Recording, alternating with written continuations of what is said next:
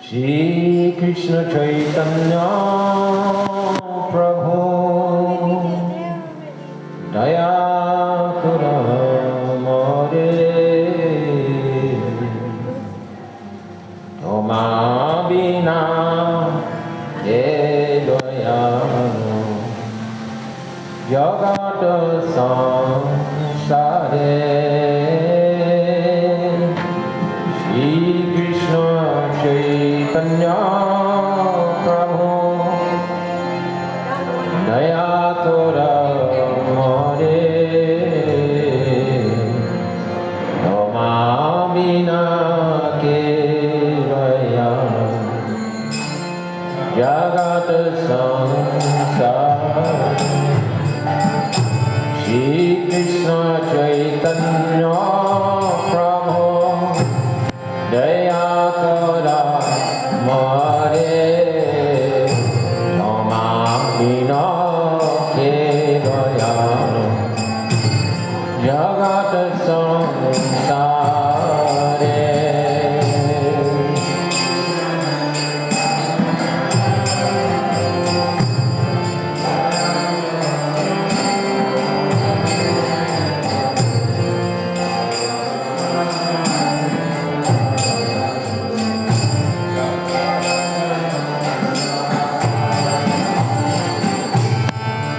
Gita Pamano Heto Jovayavakaro Mosamo Patita Prabho Nakoibe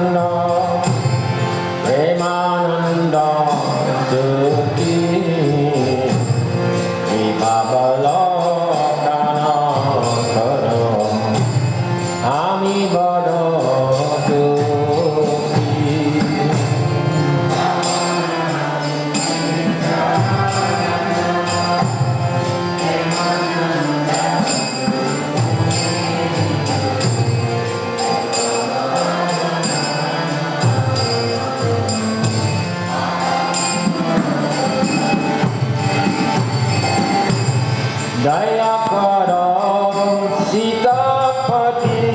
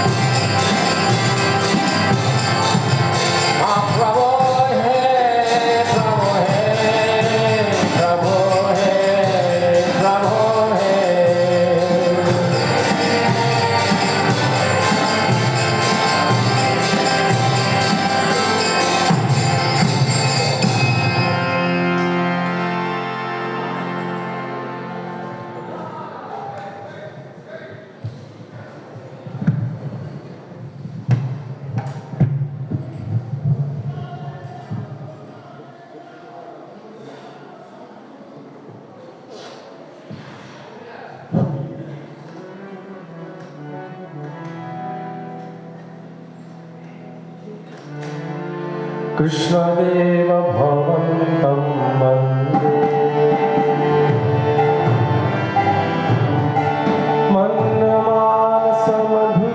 मन्नमानसमधुकरमर्पायं च पदं पङ्कजमकरन्दे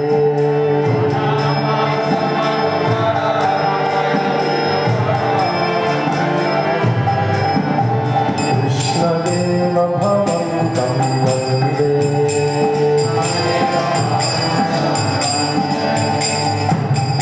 यद्यपि समाधिशिरभिरपि पश्यति न तव नाथाग्रमरेचि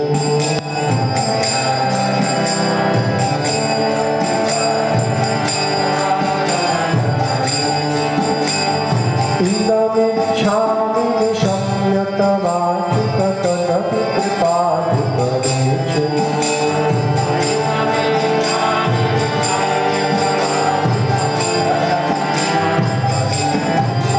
कृष्णदेव भवन्तं वन्दे भक्तिरुदं जति यद्यपि माधवं न त्वयि मम दीनमातृ भक्तिरुदं जति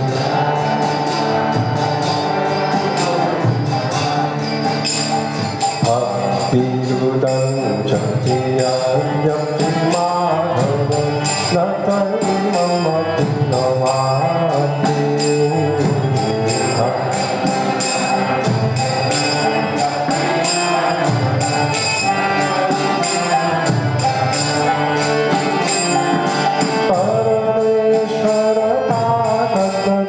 परमेश्वरताततितवाधिकं दुर्घटघटनं विधातृ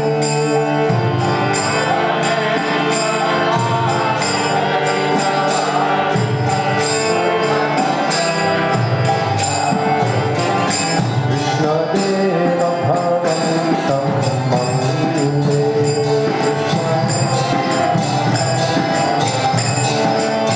ओ कृष्णदेव भवन्तं वन्दे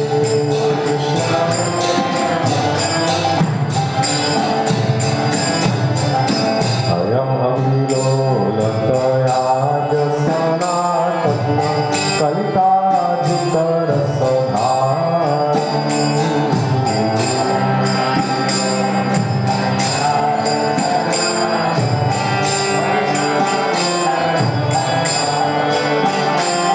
ओ निवसतु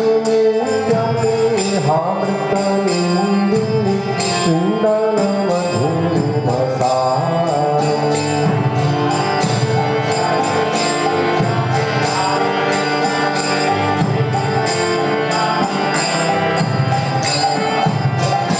कृष्णदेव भवन्तं वन्दे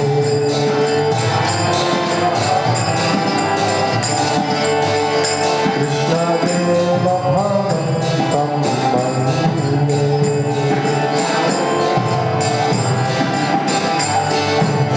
ॐ मानसमधुकरं मरपायं जपतं पङ्कजमकरन्दे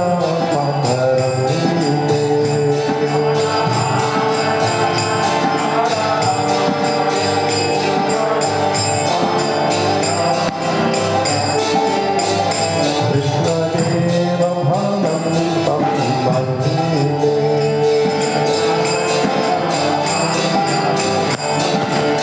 ओ जय राधे जय जय माधव जय जय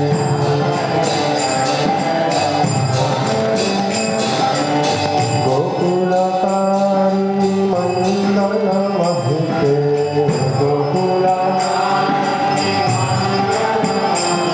ओ राधे जय जय माधव जय Radhe Damodar Radhe वरधन्नवेशे हरिश्रित वृन्दावति वेशे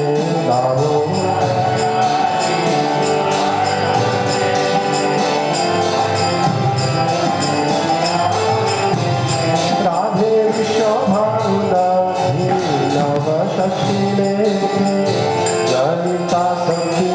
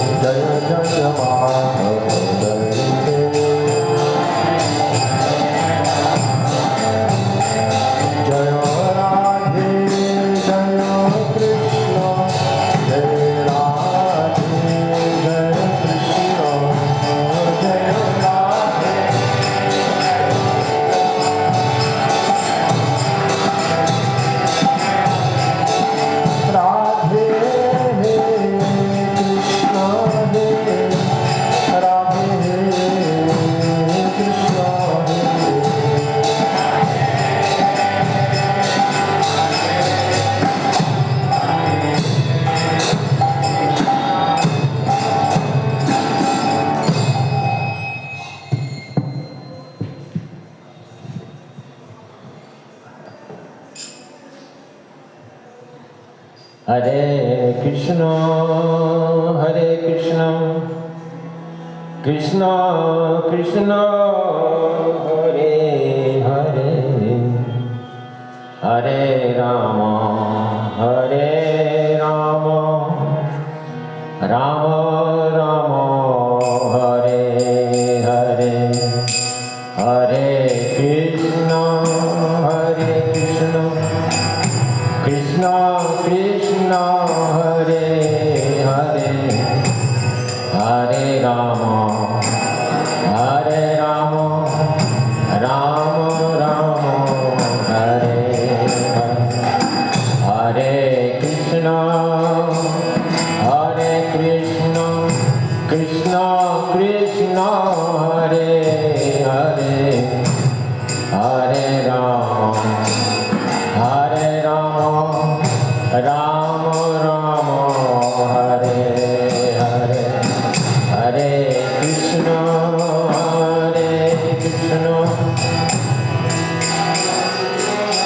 Hare Hare, Hare Rama, Rama Rama, Hare Hare, Hare Krishna, Krishna Krishna, Hare Hare, Hare Rama, Rama Rama, Hare Hare, Hare Krishna, Krishna Krishna, Hare Hare, Hare Rama, Rama Rama, Hare Hare Krishna, Krishna Krishna, Hare Hare, Hare Rama, Rama Rama, Hare Hare, Hare Krishna, Krishna Krishna, Hare Hare, Hare Rama, Rama Rama, Hare Hare, Hare Krishna,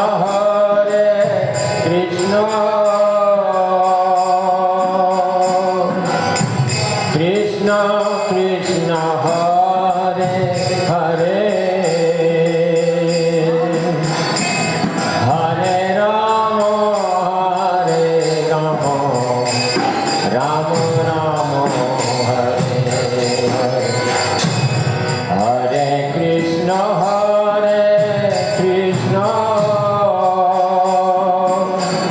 Krishna Krishna, Hare Hare, Hare Rama, Rama Rama,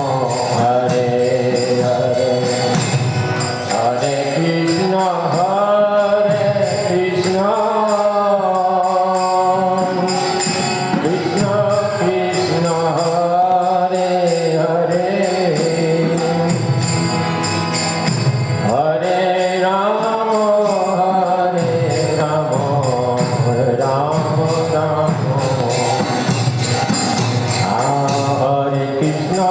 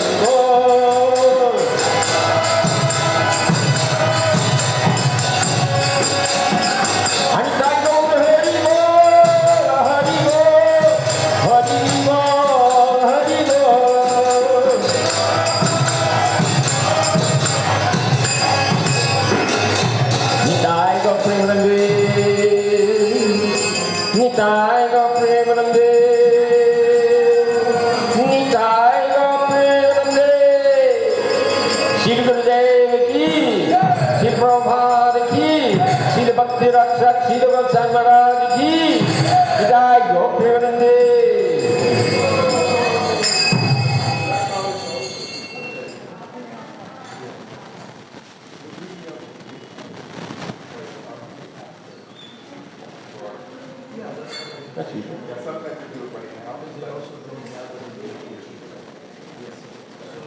Okay.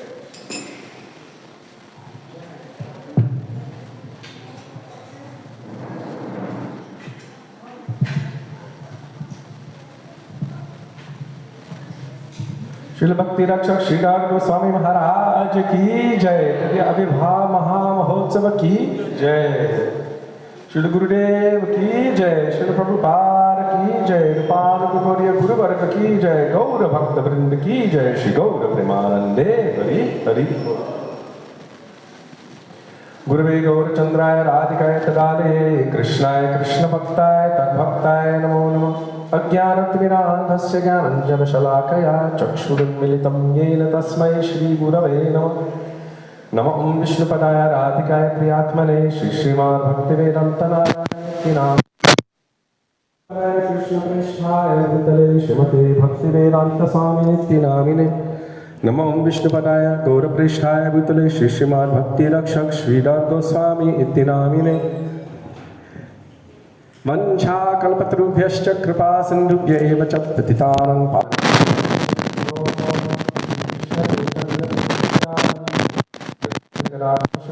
गौरभक्तवृन्द। हरे कृष्ण कृष्ण कृष्ण हरे राम राम राम हरे हरे। मुखं करोति वाचालं पङ्गुं लङ्घयते गिरिं यत्कृपातमहं वन्दे श्रीगुरुं दिनतारिणम्। First of all, I offer my Dandava Pranam thousands of times in the dust of the lotus feet of our beloved Srila Gurudev, Nitya Lila Pravishtam Vishnupad, Ashtotara Shata Shri Srimad Srila Bhaktivedanta Narayan Goswami Maharaj. In the same thousands of Dandava Pranam in the dust of the lotus feet of Nitya Lila Pravishtam Vishnupad, Ashtotara Shata Shri Srimad Srila Bhaktivedanta Swami Srila Prabhupada.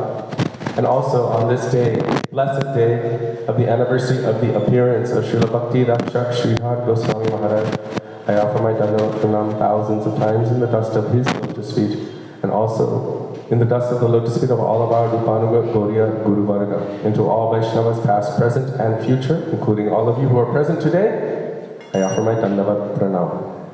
So today, as you all know, a very beautiful assembly has come together for the purpose of glorifying and hearing the glories of such a beautiful and powerful Vaishnava, disciple of Srila Bhakti Siddhanta Saraswati Thakur Prabhupada, that is Srila Bhakti Rakshak Sridhar Goswami Maharaj. And we have so many senior Vaishnavas present today, disciples and Shiksha disciples of Srila Bhakti Rakshak Sridhar Maharaj. And also, wow, we have 3 sannyasis, Pujapad Padmanabha Maharaj, Pujapad Nemi Maharaj, Pujapad Ashram Maharaj, and so many other senior Vaishnavas present. So we are eager to hear the glories of Srila Bhakti Rakshak Sridhar Maharaj from their hearts, offerings, so that we can also hold him in ever increasingly greater esteem within our hearts. I would like to just set some ground rules. Please forgive me in advance. Our endeavor is to remember Srila Bhakti Rakshak Sridhar Maharaj, his glories, his pastimes, how he has touched our hearts.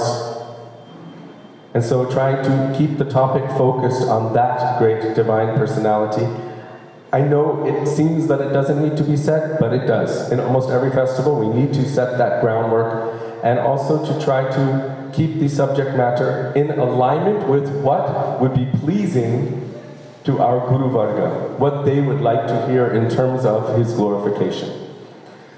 And also, there is time limit, so we will begin very, very quickly now. And for those who have had much more experience with Srila Bhakti Rakshak Sridhar Maharaj, I feel that it is appropriate and important that they would have some longer time to be able to share about him. So at this point, I'm at a loss for who to call first, and who wants to go first, who wants to go last. Okay. Champakalata Didi is also a Diksha disciple of Srila Bhakti Rakshak Sridhar Goswami Maharaj. So, yes. So as we would hear every year, Srila Gurudev would call, first and foremost, Pujapad Bhaktivedanta Padmanabha Maharaj, who is choosing to go afterward at the end. Okay, so, Prabhuji, Aarti, what time is Aarti? About 12:30? नहीं, 11 सारा 12 12 40 So about 12:30, Arti will begin, but there will also be an Arti there, so we'll keep this 10. We're starting now. So Pujapad Bhaktivedanta Padmanabha Maharaj is going to speak at the end, which is also good. He will have the rest of the time to fill in. So now I would like to call on Pujapad Bhaktivedanta Nemi Maharaj, to please come forward and offer your Shraddha Pushpanjali at the lotus feet of Srila Bhakti Rakshak Sridhar Goswami Maharaj.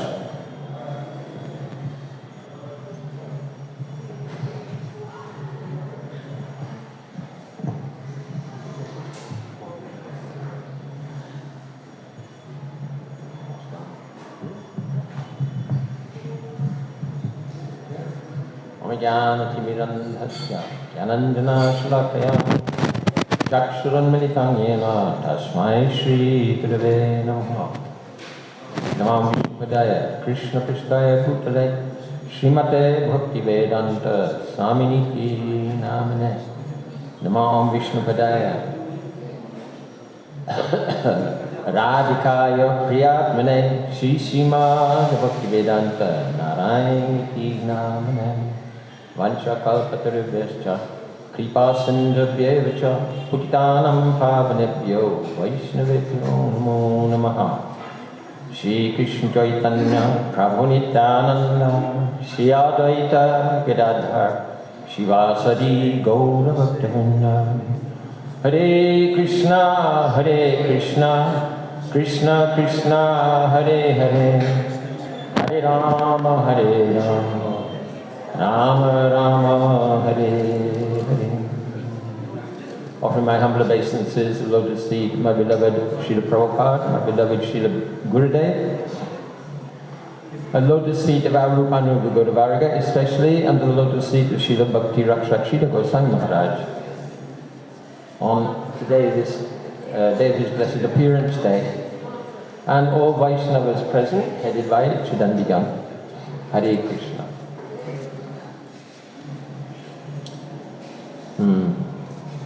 Srila Bhakti Rakshak Srila Goswami Maharaj, she's a stellar personality in the amazing assembly of Srila Bhaktisiddhanta Saraswati Thakur's glorious disciples. He's one of his sannyas disciples.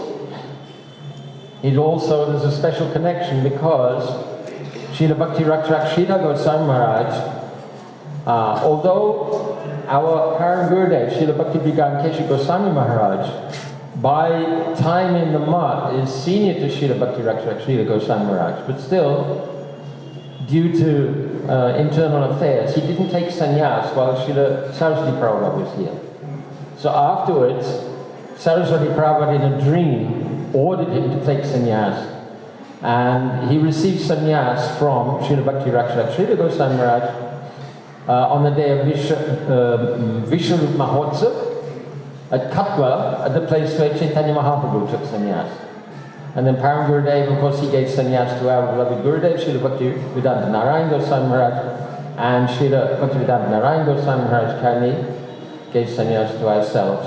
Hare Krishna. So he's our spiritual great-grandfather. A great philosopher, very deeply realized in the connection between quote-unquote Indian thought and Western thought, especially Hegel, and he reconciled these philosophies in a very beautiful way. Very realized. When Srila Saraswati Prabhupada's preachers, they came back from the West. Actually, Srila Sridhar Maharaj was supposed to have gone, but he said, I'm a backward pushing man.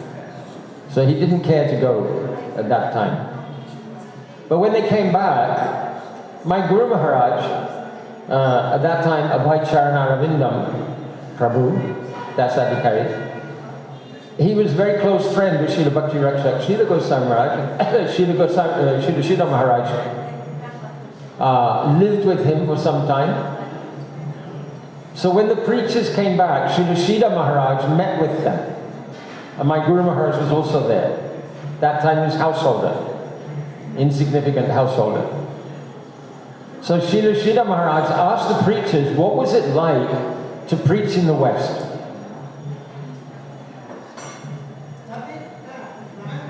And the preachers said, oh, it's very difficult. These people are very difficult people. They asked questions nobody could answer.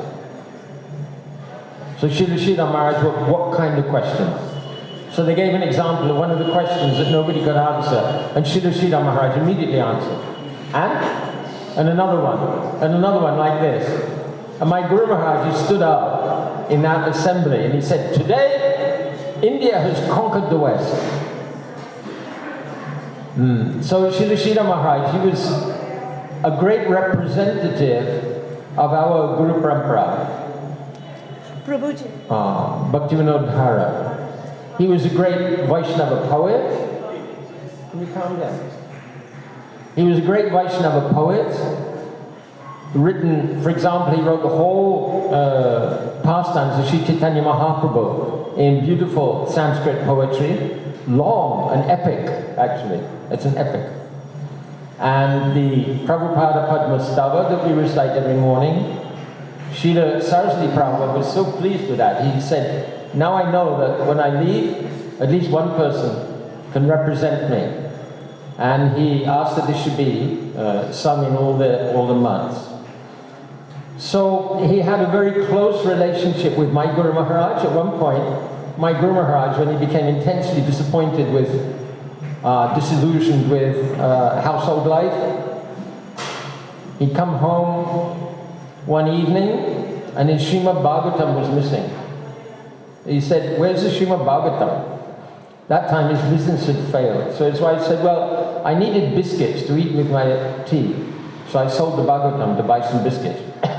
So my Guru Maharaj said, if you had to choose between tea and me, which would you choose? And she said, tea, probably. And soon after that he left. So he actually came to, in the middle of the night, he banging urgently on the door, on Srila Maharaj's door, to ask him to give him sannyas. Anyway, for different reasons, because of his particular intimate connection with Srila Bhaktivedanta Keshav Goswami Maharaj. In the end, he received sannyas from him in Keshav Gaudiya Math, also Vishwarup Mahotsav. So after my Guru Maharaj passed away, before that, he gave instructions that the older devotees, leaders in ISKCON, they should take advice from Srila Bhakti Rakshak Srila Goswami Maharaj. So for some time this was going on, and Srila Maharaj, he explained Guru Tattva, because of course this is a big issue, that after Prabhupada left, who was going to give initiation, how would it be given, what would be the status of the new gurus, and so on. Srila Maharaj, he gave a series of talks and lectures, which later got put into a book called Sri Guru and His Grace. An extraordinary literature which so encapsulates different aspects of Guru Tattva. And the question, there's Mahabhagavad Gurus and then Majjhim Guru, like this. So he explored all these themes, and all of that is put together in that book. And that book became Sri Guru and His Grace, a saving grace for many, many devotees. Srila Bhakti Rakshak Srila Goswami Maharaj's books and his personal presence, after the disappearance of my Guru Maharaj, it became saving foundation, actually, in Krishna consciousness, because there were many adverse circumstances and people became disillusioned, but Srila Maharaj, by his instructions and by his personal presence, he gave consolation and confidence to many, many devotees. So I'm not going to take any more time. I'm eager to hear also from those who have had more association. Srila Bhakti Rakshak Srila Goswami Maharaj ki Jai Goprinandi.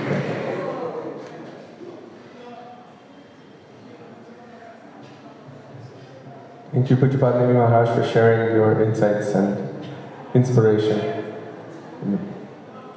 Next, I would like to call on Pujapad Ashram Maharaj to please come forward I wanted to share a quick snippet. Our Prabhupada and Srila Bhakti Sridhar Maharaj were having a conversation, and he told him, in Bombay, when both of you and I were present, Prabhupada Bhakti Siddhanta Saraswati Thakur said, Bhakti Rakshak Sridhar Maharaj, in times to come, will save our bhakti. And Srila Sridhar Maharaj said, is that so? And Prabhupada said, it is so. We have the audio of that conversation. So, because Pujabha Nemi Maharaj was just telling that, I wanted to share that.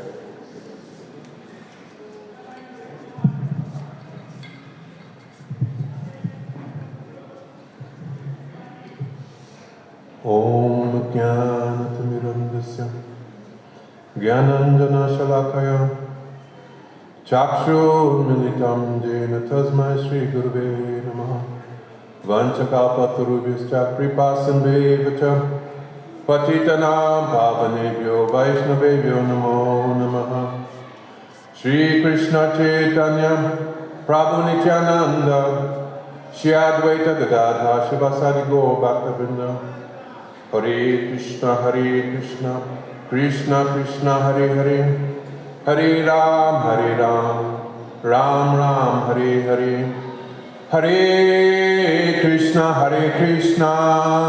Krishna Krishna Hare Hare Hare Ram Ram Ram Hare Hare. First of all, I offer my most respectful obeisances unto lotus feet of my Diksha Guru, Om Vishnu Pada Stota Sutta Shishmat, Srila Govinda Goswami Maharaj. Then I offer my most respectful obeisances on the lotus feet of my Param Guru Dev, Nitya Leela, Om Vishnu Pada Stota Sutta Shishmat, Srila Bhaktivinoda Narayan Goswami Maharaj. What did I say? Offer my obeisances. Did I say Shiksha Guru? Okay. My mind was going and I was speaking. Then I offer my most respectful obeisances on those for my Param Guru Days, Nitya Leela, Vishnu, Vishnu Parastotara Sutta Shishma, Bhaktivinoda Swami Srila Prabhupada, Nitya Leela, Vishnu, Vishnu Parastotara Sutta Shishma, Sri Bhakti Pragyan Kesha Maharaj. And on this most auspicious day, the appearance day of Srila Bhakti Rakshak Srila Goswami Maharaj, I offer my most respectful obeisances. And also offer my most respectful obeisances unto Vaishnavas, especially Siddhanta Sannyasis headed by Pujapad Bhaktivedanta Padmanabh Maharaj, Pujapad Bhaktivedanta Nemi Maharaj, Vrindavan Vilasini Didi, Champaklata Didi, all Vaishnavas. So, today in Kartik, it's very, very auspicious for us, not only because it's Kartik, we're in Vrindavan on the bank of Yamuna, but we have opportunity to glorify and remember the life activities of a great devotee of Sri Chaitanya Mahaprabhu, Shri Radha and Krishna. The Srila Bhakti Siddhanta Prabhupada, he appeared to present the teachings of Sri Chaitanya Mahaprabhu and to bring living entities to the lotus feet of Sri Radha and Krishna and to serve specifically Srimati Radharani. But he did not come alone. As Pujapad Nemi Maharaj has explained, that he came accompanied by his eternal associates. So many luminaries, very, very powerful Mahabhagavat devotees of the Lord. And amongst them, and even shining amongst them, is Bhakti Rakshak Srila Goswami Maharaj. That Srila Prabhupada, he performed severe austerities on the banks of the Ganges, worshipping Sri Chaitanya Mahaprabhu, taking shelter of Sri Harinam. And Chaitanya Mahaprabhu personally came with his associates and gave him the order that he should go and he should preach the message of Sri Chaitanya Mahaprabhu. That place where his guru had told him that do not go to that place of Kali. Immediately carrying Radha and Krishna Chaitanya Mahaprabhu in his heart, he went there, but he transformed Calcutta into Navadvip Dham and Sri Vrindavan Dham. And those devotees, his eternal associates, who were now performing their unmanifest pastimes with him, their manifest pastimes started to unfurl. Devotees like Bhakti Vijoy Bon Maharaj, they came to him in Calcutta. Param Pujapad Bhakti Pramod Puri Maharaj also came to him in Calcutta, though he had met him before in Mayapur. And amongst them, there was one very, very erudite, educated personality. He was a lawyer. I believe he was already a barrister. And he came and he got darshan of Srila Prabhupada, Bhaktisiddhanta Prabhupada. And just in the association of Prabhupada and the devotees of Prabhupada, he became so enlivened. And he saw these very, very young, brilliant personalities who were surrounding Srila Prabhupada, like the moon surrounded by his rays. And he was, in his heart, he was thinking, I want to be one of them. I want to be at the dust of the lotus feet of Srila Prabhupada. But there was an obstacle. What was that obstacle? What was the obstacle? What was the obstacle? Huh? He was married. So he could not go and live as a brahmachari in the mat. But Krishna, he says, Yasyaham and Grinami. Yasyaham and Grinami. Harisyesha Nam Shanaya. That if Krishna wants to show special mercy to his devotees, then those obstacles which are there, he takes them away. Just like Dhruv Maharaj. Was it Dhruv Maharaj whose mother passed away? Was bitten by a snake? Narada Muni. He wanted to take shelter exclusively of the Lord. But he was so much embraced and smothered by his mother's maternal love that he could not focus himself. And the Lord arranged that the mother was taken away. So similarly for Srila Bhakti Rakshak Srila Goswami Maharaj, his wife, she passed away. And immediately he went and he took shelter of Srila Bhaktisiddhanta Prabhupada at the mat. That he was, let me see, he took shelter in 1923. He was already 28 years of age. And the devotees who were serving Prabhupada, for instance, Srila Bhakti Pragyan Keshav Maharaj, Param Gurudev, at this time, he was 25 years old. So he was older than a lot of the brahmacharis who were there, who were senior to him. But very, very quickly, he became honored, worshipable for these great, great Mahabhagavad devotees of Srila Bhaktisiddhanta Prabhupada. That devotees like Srila Bhakti Pramod Puri Maharaj, openly, they say that Srila Bhakti Rakshak Sridhar Maharaj was their Shiksha Guru. Srila Bhakti Pramod Puri Maharaj would go to the village of Srila Bhakti Rakshak Sridhar Maharaj and get the dust from his birthplace and put it on his head in mood of subservience, surrender, and worship of Srila Bhakti Rakshak Sridhar Maharaj. But as was mentioned before, Srila Bhakti Rakshak Sridhar Maharaj said that he was a back-pushing man. But amongst great Mahabhagavats, he was worshipable. He was so esteemed that very quickly, after 3-4 years, Srila Prabhupada gave him sannyas and gave him the title Bhakti Rakshak Sridhar Maharaj. That one who is protecting who is protecting the guardian of devotion. And as has been mentioned before, especially the guardian for those who are in the Sarasvat family, the line of Srila Bhaktisiddhanta Saraswati Thakur Srila Prabhupada. That Srila Bhakti Rakshak Sridhar Maharaj, also, he had, as mentioned, he had such a close relationship with our Prabhupada, Srila Bhaktivinoda Swami Srila Prabhupada, that Srila Prabhupada said that I regard him as my Shiksha Guru. That Srila Bhakti Maharaj, even after his physically leaving the planet, then he has instructed so many devotees through his words, through his books. Personally, I have experienced that in, what year was it?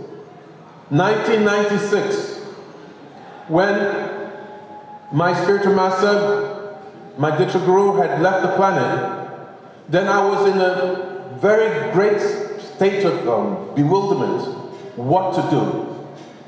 Very, very bewildered. And I had come in contact with Gurudev, Srila Bhaktivinoda Maharaj.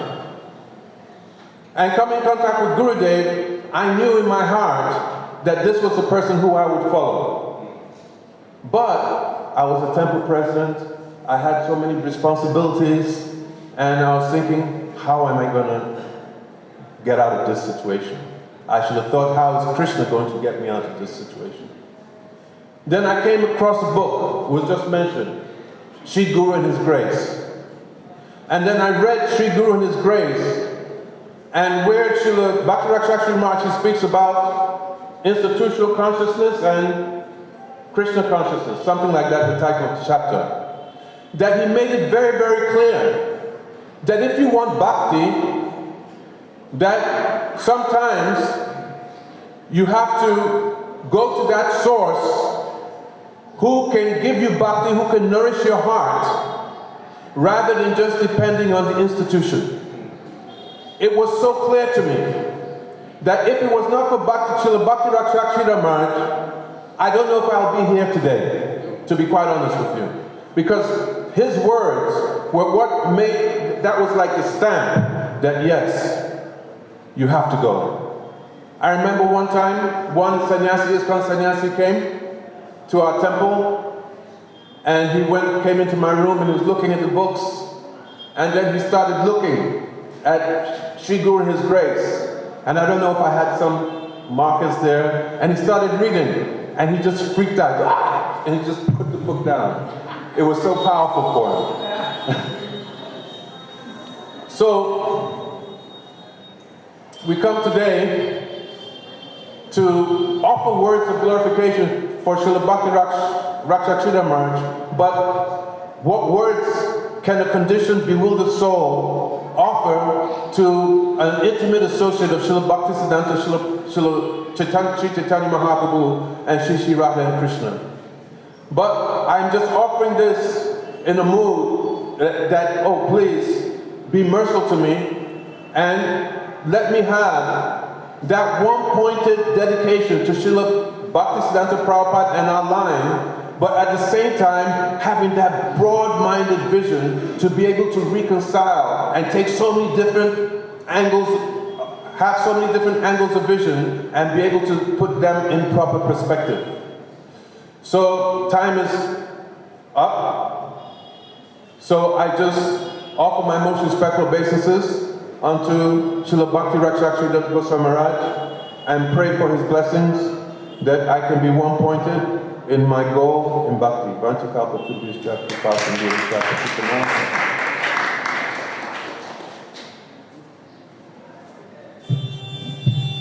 Thank you, Maharaj Ji, for sharing your conviction and also what inspired you to be here with us today. Srila Bhakti Rakshakshira Maharaj's every word, every sentence has so much power and potency to it. Next, I would like to call Champakalata Didi to please come forward and offer your Shraddha Pushpanjali to the lotus feet of your Gurudev and share that inspiration with us as well.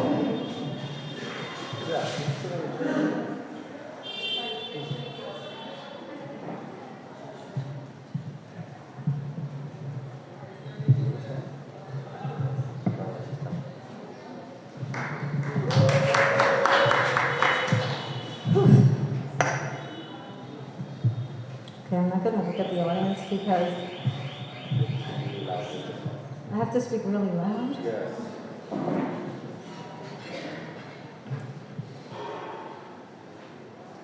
Om Gyanatanaramdasya Ganajana Shalakaya Chakshuramitanina Tasmai Shri Gurave Namah Vanshakapatarivishya Kripasinyovacha Patitanam Paviyoshani Vinamah.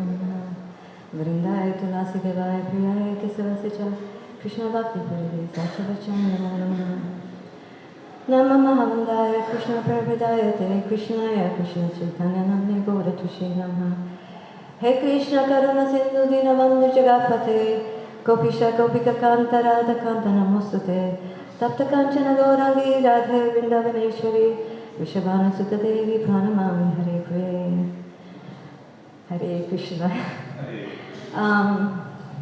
For those of you who know me well, know that myself standing here is a really, really big deal because I don't speak in a big forum.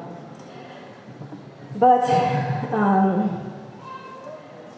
sometimes you just have to put your hands up and just surrender to whatever it is that comes your way and pray that somehow or another, whatever can come in a sweet way of the lotus feet of my Guru Maharaj, it's by their blessings. If any fault, then you'll know it's mine.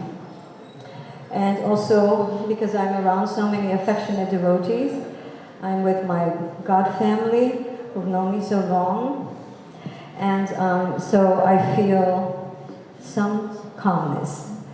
And also, they kind of push me a little. But I'm grateful, actually, because, we can only be ourselves. So I can only speak from according to my own experience and my own nature and my own realization.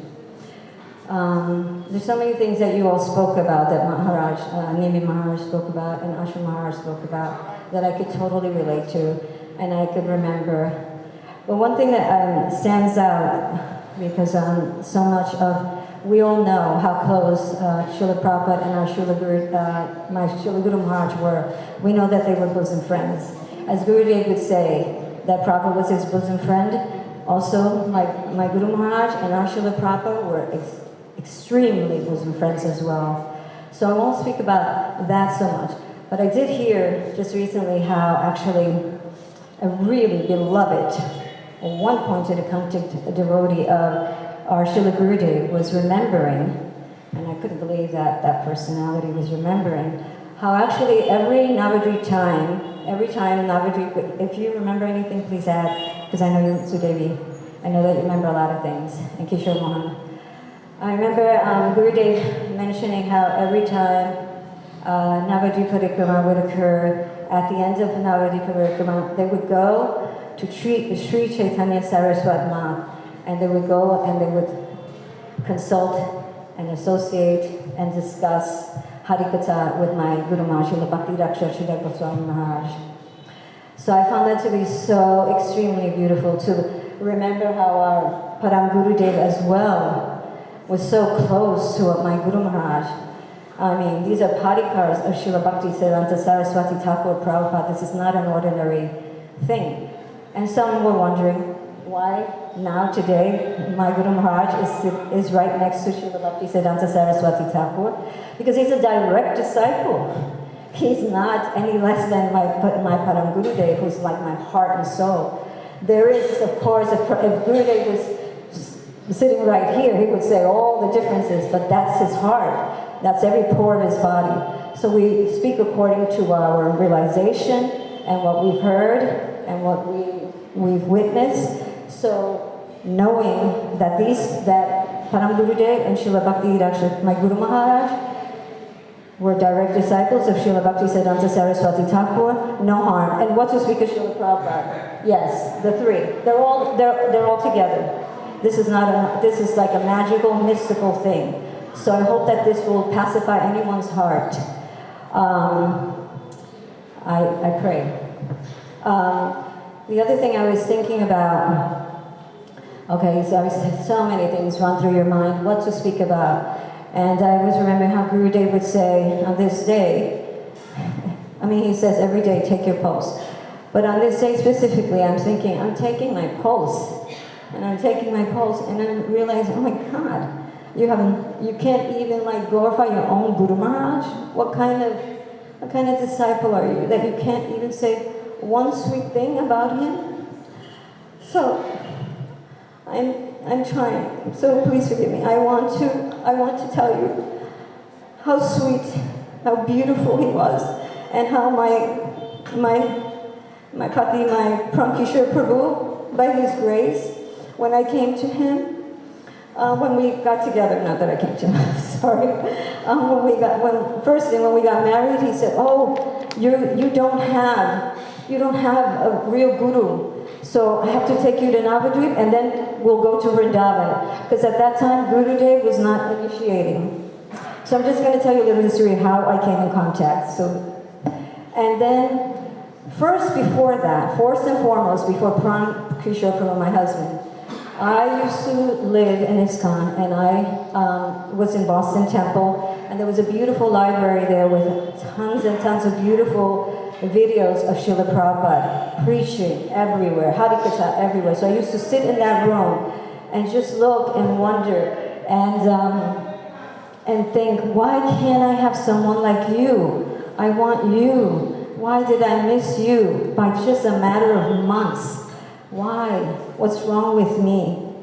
So anyway, I remember praying a lot to Srila Prabhupada. Some tears would come down and just watching him with all his beautiful disciples at that time. And then after I got with Prankishar Prabhu, he brought me we bought a ticket, we got on the airplane, we ended up in Calcutta. I was shocked. I was so overwhelmed by my first time in the Dham in Calcutta, and then we took a taxi to Navadvip Dham, and we entered into Sri Chaitanya Saraswat Math. And they had a room prepared for us, and Guru Maharaj was so sweet. He called for us to come and take darshan of him. I can't even explain to you, as we're entering into the room,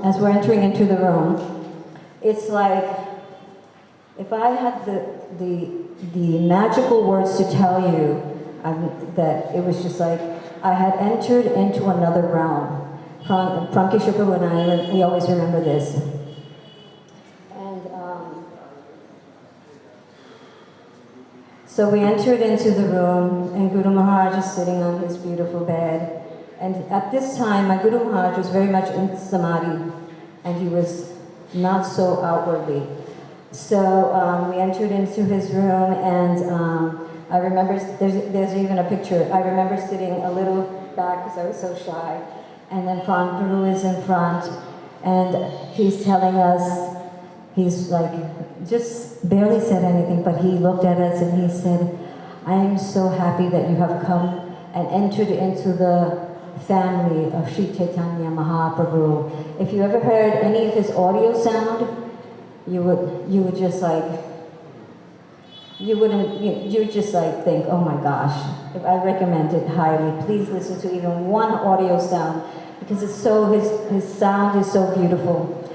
And so from there, we stayed like 3 weeks, and then we went from there. We took a flight to Delhi, and from Delhi we went to Vrindavan. From Vrindavan we took an auto rickshaw, and we went to Keshavji Gaudiya Math. Simultaneously, I met my Guru Maharaj, and then the next thing I know, I'm in 86. Yeah, I was a baby.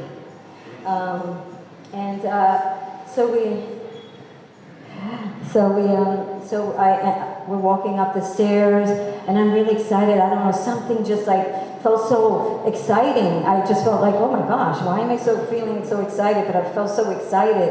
And as I'm walking up the stairs, I'm looking for, come on, let's hurry. And as we were going up the stairs, who's standing by his bhajan kutir, his first bhajan kutir, who's standing there with a smile and his eyes moving here and there, but our beloved Srila Gurudev. And then I just ran over there, and I took his pranams, and I just felt this inconceivable joy and happiness that I've never in my entire life ever felt. And so the reason I'm bringing this point up is also to shine the light of Diksha Shiksha Guru. Isn't this amazing? Like how my Guru Maharaj was in Navadvip Dham, and how all of a sudden I'm with my Guru Dev. And I never ever that I'm conscious of felt any difference between them. And Gurudev himself would say many things to me, which I cannot share, but he would say many things to make sure that I always understood. So anyway, that's the first time that I came in contact with my Guru Maharaj and simultaneously with Gurudev.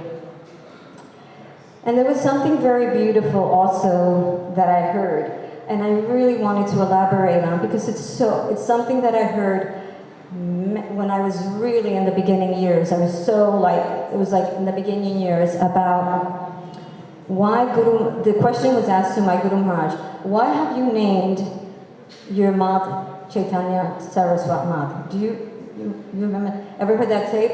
I just heard it yesterday, an audio. It's like 25 minutes. So beautiful, he explains.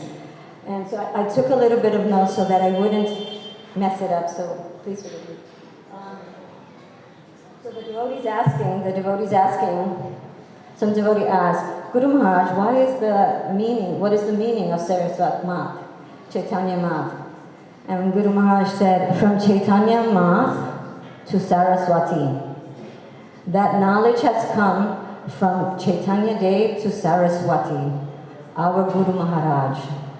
That length we are to revere, we are to accept, and we are to preach. Chaitanya Saraswati. That angle of vision, Saraswati Prabhupada. Oh my God, so beautiful, if you hear it. His angle of vision, Mahaprabhu, how he has seen with his divine eyes. It is available here, and we are concerned only with that angle of vision. From the whole Guru Parampara to Saraswati, from Chaitanya Dev to Saraswati. And also he said, Chaitanya Leela, also Saraswati, coming to Saraswati. Such is the nature of our Srila Bhaktisiddhanta Saraswati Thakur. Such is the nature of my Guru Maharaj. How he worshipped his Guru Maharaj, his Istadev, in such a way that he never separated his Guru Maharaj from the teachings of Mahaprabhu, from that line of concession. And somebody had mentioned Bhakti Vinod Dada, the Bhakti Vinod Dada of our mind. So, let's see what else he said. He also mentioned Saraswati means Vani, Vapu, words, the expression of Chaitanya, meaning Chaitanya Vani, the real preaching institution of Mahaprabhu. So this, I just wanted to elaborate a little bit because I love so much the connection between Sri Chaitanya Saraswat Madh and Srila Prabhupada Bhaktisiddhanta Saraswati Thakur, and I wanted to also share my Param Gurudev, Srila Bhakti Pragyan Keshav Goswami Maharaj, and his closeness with my Guru Maharaj, and how Gurudev himself told this, and so any inadequacies, please forgive me, and thank you for giving me the opportunity. And I'm so grateful to be in Gopinath Bhavan this year to celebrate my Guru Maharaj's Avibhav Tithi, and Dandavat Pranams to all the Vaishnavas.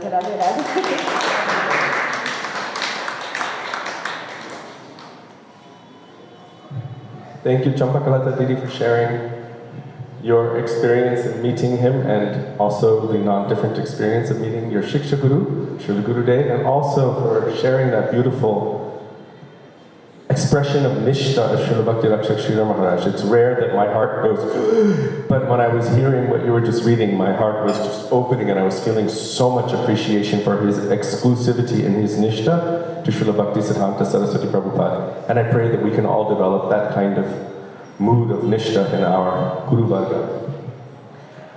Next, one thing, Pujapad Bhaktivedanta Padmanabha Maharaj has a lot to speak and share, and he requested that he needs a minimum of half an hour. We are ending at 12:15 sharp, so which means he's going to start at 11:45. So the rest of us are going to fit between now and 11:45. Okay? This is how it is. So, next, who would like to share? Sudevi, please come forward.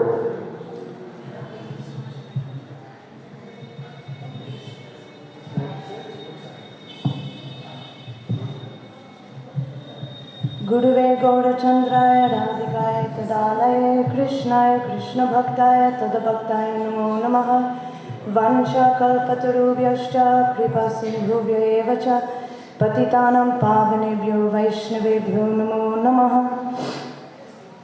Hearing Champaklata Didi speak is so satisfying to my heart. I've known her for about 28, almost 30 years, and I've never heard how she came to her Guru Maharaj and our Guru Dev.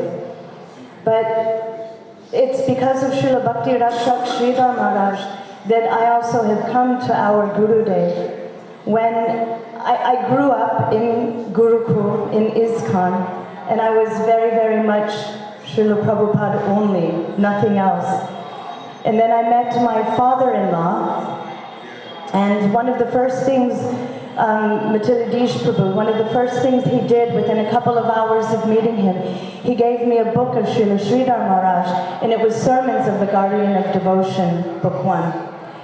And then, after some time, I met Champaklata Didi, and I heard so much about Srila Sridhar Maharaj, and then I met Urukram Prabhu, now Sripad Padmanabha Maharaj, and he told me so much about him. And collectively, they all brought me to Gurudev. So also without Srila Sridhar Maharaj and his extremely beautiful hands, I would also not be here. So I read a little bit about Srila Sridhar Maharaj today, and I don't want to take too much time, but I read something from Srila Bhakti Vigyan Bharati Maharaj that I thought was so sweet. It was so charming. So there was one Vaishnava. His name was something Chandra. I don't remember. Anyway, he was a wonderful brahmachari, and he would go on bhiksha to collect for the monk. And one day he asked Srila Sridhar Maharaj, will you come with me? And Srila Sridhar Maharaj said, yes, of course, I'll go. And he says, where we're going, it's this miserly businessman, and he doesn't speak any Bengali. And Srila Sridhar Maharaj looked at him and said, well, we don't speak any Tamil, so what will we do? He said, what I want you to do is when I give you a signal, you should, with your danda, bring your danda and move toward this businessman. And when I stop you, you should step back. Just do that. Srila Sridhar Maharaj said, well, what's the point of me waving my danda back and forth? And he said, the brahmachari said, on one hand, he will think either you're going to curse him with your danda, which is the representative of Narayan, or he'll think you're going to bless him with that danda. So Srila Sridhar Maharaj said, okay, let's do this. So they went to that businessman's house, and they began this brahmachari began talking to him kind of by hand, not really understanding what they were discussing, but he was doing it. And he looked at Srila Sridhar Maharaj, and Srila Sridhar Maharaj came close. And the brahmachari stopped him, and so he came back, and then he looked at the man, and he went like this, 10, 10. And the man looked at this brahmachari and gave one finger. And then he looked at Srila Sridhar Maharaj, and he came back with his danda. And then he stopped him again, and then the man said something like 8 or 8. And then they were going back and forth till finally the brahmachari went like this, 5. And then the businessman said, okay, 5. And then the businessman told them, wait, and he got up and he went to another room. And at that time, Srila Sridhar Maharaj looked at the brahmachari and said, what does 5 mean? And he said, I don't know. He said, it could be 50 rupees, it could be 5 rupees, I have no idea. So they waited. And that man came back and gave 500 rupees, which was a lot of money at that time. And then he went to Srila Sridhar Maharaj and asked him to bless him with the danda. And so Srila Sridhar Maharaj blessed him, and they left, and they were laughing. And when that brahmachari left, he started kicking the doorstep. And Srila Sridhar Maharaj looked at him, what are you doing? And he said, because he gave that, and he gave so much, I'm basically stopping myself from ever coming back here to be comfortable, to always go to that place where I know I will get donations. So I just thought that was so sweet how Srila Sridhar Maharaj was playing along. You don't hear those kinds of things, and Srila Bhakti Vigyan Bharati Maharaj had so many sweet, sweet stories. one of the things that I remember all the time, and we tell it, especially on Janmashtami, it's the first thing in our Janmashtami lecture that we talk about. And it's when Srila Sridhar Maharaj, he explains, when he first came to his Gurudev's mat, he said, I was a young man. He said, I wasn't really initiated, but it was a Janmashtami festival. And all day I was hearing how tonight at midnight, Aja, the unborn, will be born in the heart of the pure devotee this very night. He said, so when a break came and everyone was taking rest, he said it was early evening and I went up to the roof where my Guru Maharaj, Bhaktisiddhanta Saraswati Thakur, Srila Prabhupada, where he had his room. He said, I went up there and I sat outside his door, and within my heart I was meditating. Tonight, the unborn is taking birth in his heart. He said, this was my meditation, and I was praying, may something of that influence touch me also. So his meditation, even upon just coming, I mean, he was born in a very illustrious family. I read a Bhattacharya. And he was born in Gaura Mandal, so he grew up with so much love and affection for Chaitanya Mahaprabhu. But you can see from the inception when he's going there, he's already got the absolute perfect mood toward his Gurudev. And the other thing I want to read to you is something that I read from him, and I had to write it down word for word because it was so extraordinary. So he was speaking about Srimati Radharani, and this is how Srimati Radhika was feeling after like a spurti of Krishna. And these are the words of Srila Sridhar Maharaj. He said, Radharani said, when in my trance I came to have a divine vision of Krishna, two enemies suddenly appeared, the ecstasy and also a feeling which is the extreme of love in complete self-surrender. I could then no longer see Krishna clearly. These two enemies disturbed me. That ecstasy made me self-forgetful, and also my greed for his touch. That is also another enemy. They will not allow me to get a clear vision of Krishna darshan. If I again get a chance of that darshan, then what shall I do? Avoiding Krishna, I shall rather try to worship time. That moment, that very second, I will try to worship. That way, time may stay. With garlands, sandalwood paste, I shall worship time itself. Being pleased by my respectful behavior, then Krishna will stay here. Time, you stay here. Krishna is showing himself. Be here eternally. Or like lightning, he will come and go. Then Srila Sridhar Maharaj says, so the time that we have to worship, the time, the place, the paraphernalia, we shall offer more than Krishna himself. That is the clue to success. Krishna Sambandha. They are the devotees, and he is at their disposal.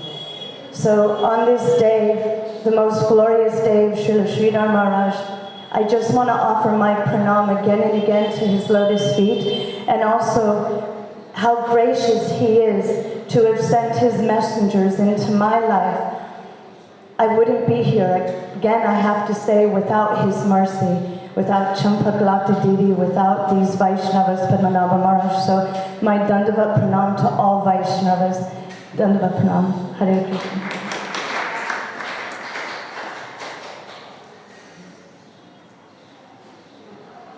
Thank you for sharing all those beautiful experiences, and especially that, what you read is so powerful. And that applies to us at all times, because we always have the opportunity for Krishna Seva, but so often we miss that chance, or just think, I'll do it later. But actually the time which comes to us, which is every moment that gives us an opportunity for Seva, is the most precious moment. And hopefully one day we can all develop that mood.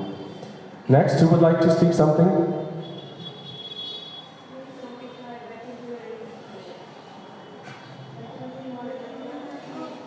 Jiva Pavan Prabhu would like to say 2 words. Jalli Prabhu.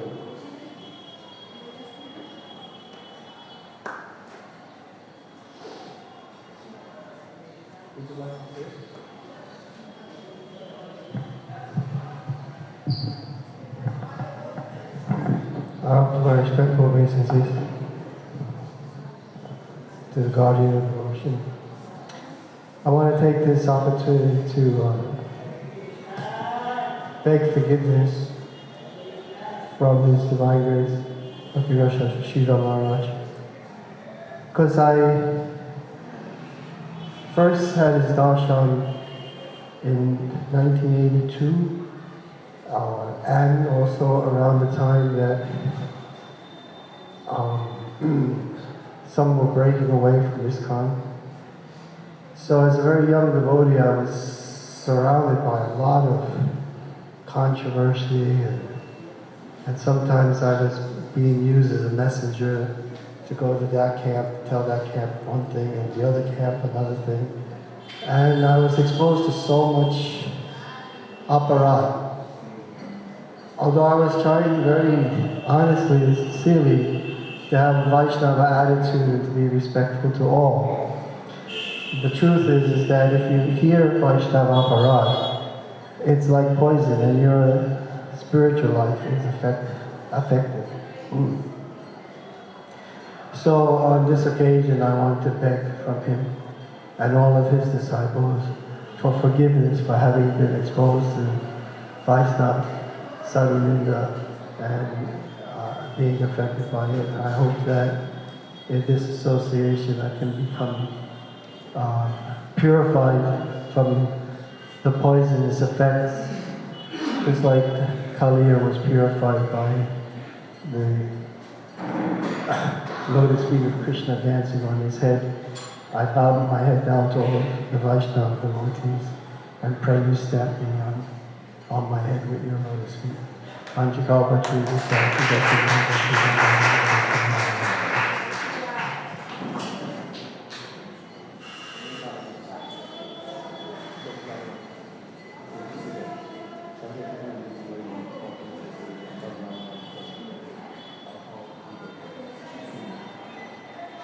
Hare Krishna. Guruve Gaurachandraya Radhikaya Tedale Krishnaya Krishna Bhaktaya Tadbhaktaya Namo Namah.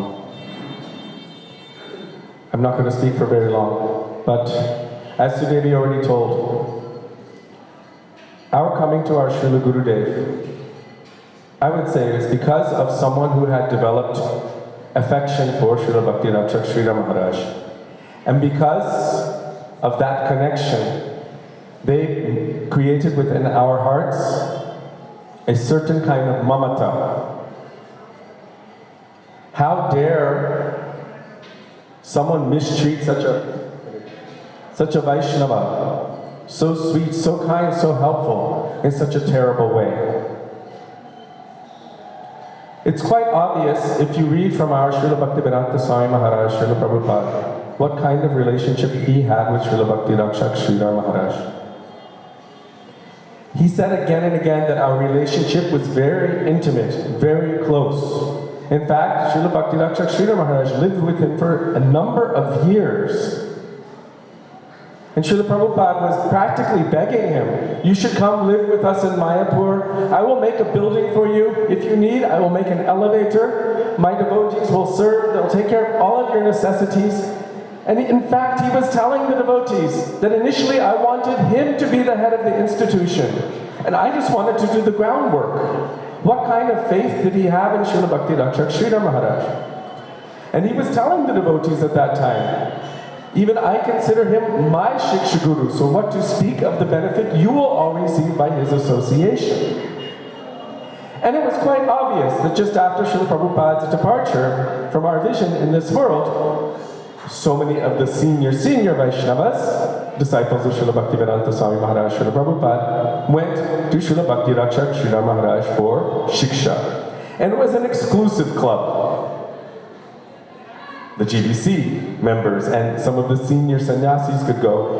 And a few renegades like Pran Kishore Prabhu and Urukram Prabhu. A few naughty boys decided to do their own thing separate from everyone else, and they went to hear from Srila Bhakti Rakshak Sridhar Maharaj. In general, for some reason, very soon after that, because Srila Bhakti Rakshak Sridhar Maharaj had told, don't have yourself worshipped in the temple of your Guru. This will create divisiveness amongst your God brothers. You can accept disciples, but have yourself worshipped by them in a separate place, but leave your Guru's temple for himself. Many people did not like this. It was threatening to them. And somehow, somewhere, someone decided to vilify Srila Bhakti-Rakshak Sridhar Maharaj, even though Srila Bhaktivedanta Swami Prabhupada had spoken so many wonderful things about him. So I grew up in the era of vilification of Srila Bhakti-Rakshak Sridhar Maharaj. All I ever knew about him was things that I cannot repeat here. His name was synonymous with like that. We don't want to hear his name, we don't want to hear anything about him, we don't want to read his books. It was horrible and terrible, where my entire upbringing was only made of a mood of absolute rejection to this personality, not knowing anything about him. To the point of when I saw my father reading his books, I was consulting with other senior Vaishnavas that I'm really worried for my father. He's going off. What should I do? And they're like, just wait. You will understand everything in time. And I thought, my dad is just losing it. He's going to that camp. It so happened that in 1996, before Gurudev came to Seattle, when we went up there to work and sell t-shirts, he shared with us a transcript of Srila Bhakti-Rakshak Sridhar Maharaj speaking with the GBC. And they were harassing him to such a point that he began crying, saying, I'm just an old man. Please, I'm tired now. We can continue discussing tomorrow.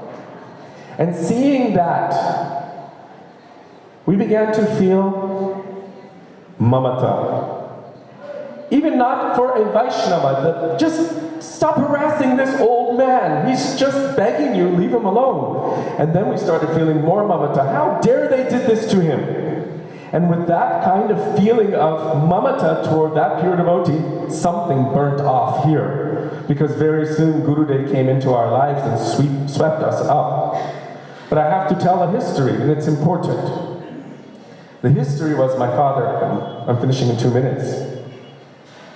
Someone had given him that book, Sri Guru and His Grace. He looked at the cover, looked on the back, saw the name, ripped it in half, and threw it in the trash. We don't need this. He told me 2 years before he departed this world that 20 years had gone by and he had lost all enthusiasm on the path of bhakti. He used to be so inspired, so happy, so blissful.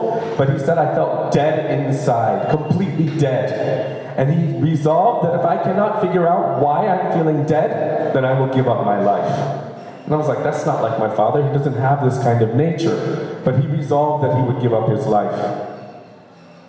Very soon afterward, one devotee again came and gave him that book. And he said, oh, this is the book I ripped up so many years before and threw it away.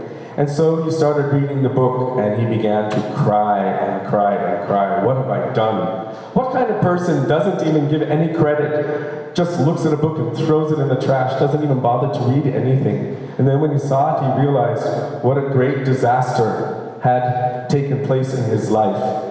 And he made a vow to himself that whoever he would meet, he would speak about Srila Bhakti-Rakshak Sridhar Maharaj, glorify them, introduce him to Srila Bhakti-Rakshak Sridhar Maharaj's books, and he did just that for the rest of his life.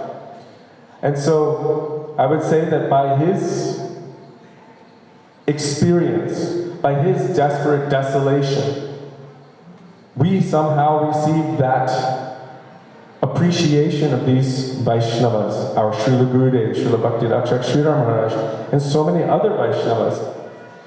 Srila Govinda Maharaj said, how do you get rid of that kind of aparad, offending a Vaishnava like that? And especially if that Vaishnava has disappeared from this world.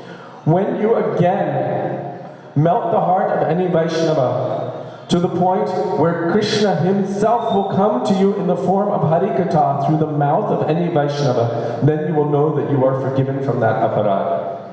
And so after that, after his repentance, always weeping and glorifying Srila Bhakti-Rakshak Sridhar Maharaj, after some time, Srila Gurudev Bhaktivedanta Narayana Goswami Maharaj came into his life and again gave him inspiration, enthusiasm on the path of bhakti in the form of Harikatha. So Srila Bhakti Rakshak Sridhar Maharaj is so closely connected with all of us, not only through giving sannyas to Param Gurudev, who gave sannyas to our Srila Prabhupada and our Gurudev, but he's so intimately connected with all of us in so many ways. Really, so many of us who are present here because of his mercy, his compassion, and also the conceptions of bhakti. So many different false ideas on the path of bhakti were being manifested, and the guardian of devotion, Srila Bhakti Rakshak Sridhar Maharaj, stepped forward and made sure that everyone understood these conceptions properly and clearly. So on this day, the day of the appearance of Srila Bhakti Rakshak Sridhar Maharaj, there's so much that can be said, but we want to hear from the mouth of someone who has had so much personal experience with him, hearing from him, serving him, traveling everywhere. He was another one of those persons I thought he was off. Like my father, the guy's going off. He was one of those that used to hang out with people in Badger back in the day at, what was that farm? What was the name of that farm? We're next to the lake, where Rathayatra is done. There was a group of devotees who separated and went to Badger to start a panorama farm, to start a separate group because they wanted to associate with pure devotees. And I thought they were all off, but now I realize that was the group that brought us to Srila Gurudev. That was the group that brought us to Srila Bhakti Rakshak Sridhar Maharaj. So this person, Srila Pujapad Bhaktivedanta Padmanabha Maharaj, will now come and share so many beautiful remembrances of Srila Bhakti Rakshak Sridhar Maharaj, and also his own Shraddha Pushpanjali to Srila Bhakti Rakshak Sridhar Maharaj. Srila Bhakti Rakshak Sridhar Goswami Maharaj ki Jai.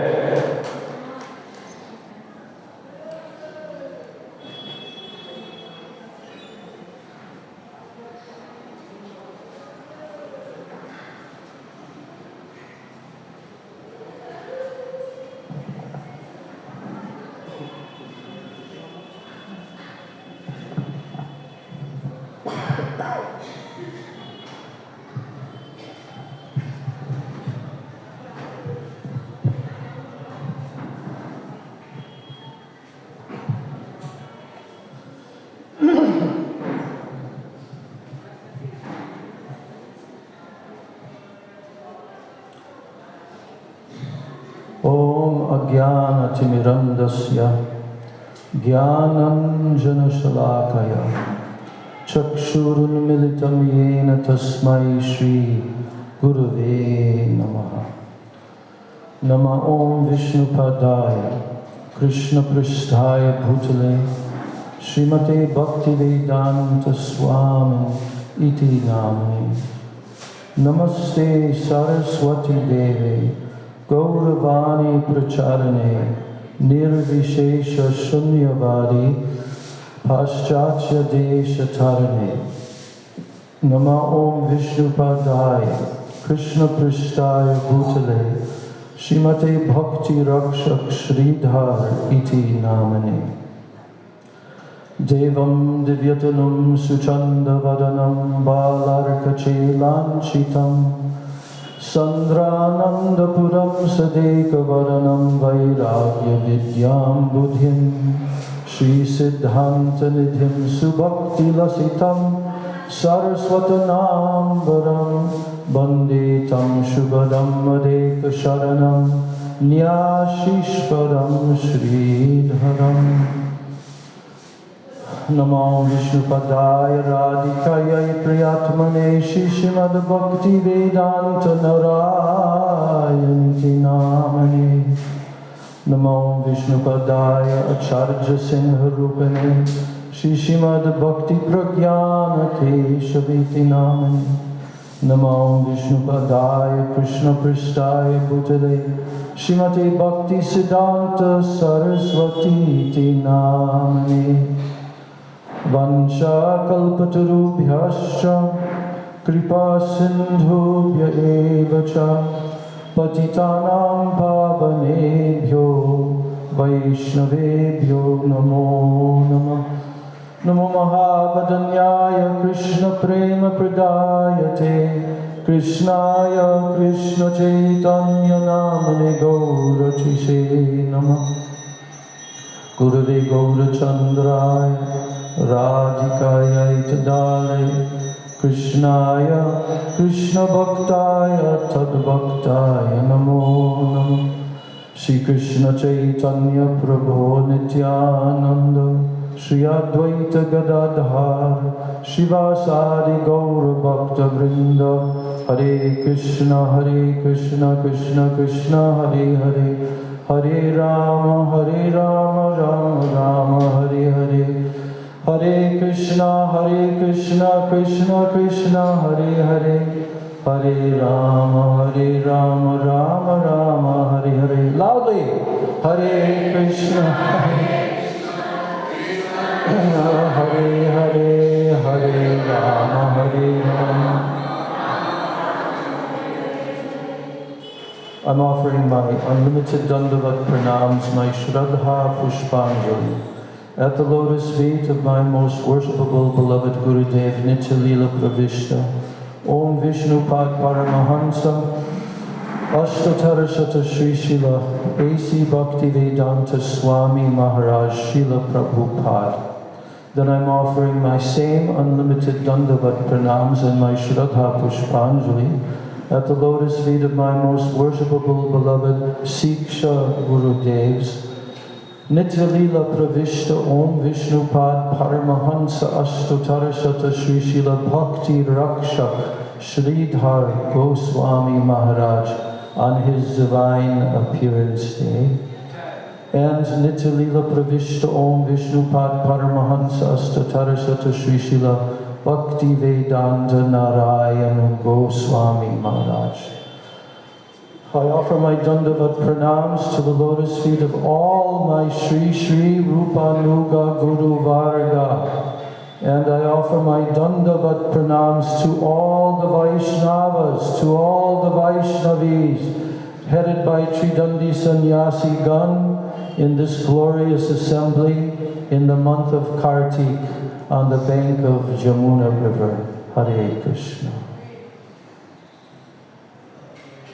Well, many devotees mentioned various historical facts, touching a little bit here and there about the history of Srila Bhakti Rakshak Sridhar Maharaj.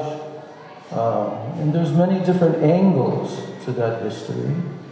But in order to just try to concisely express what I want to express today on his appearance day, I'm just going to try to be very minimal in covering histories.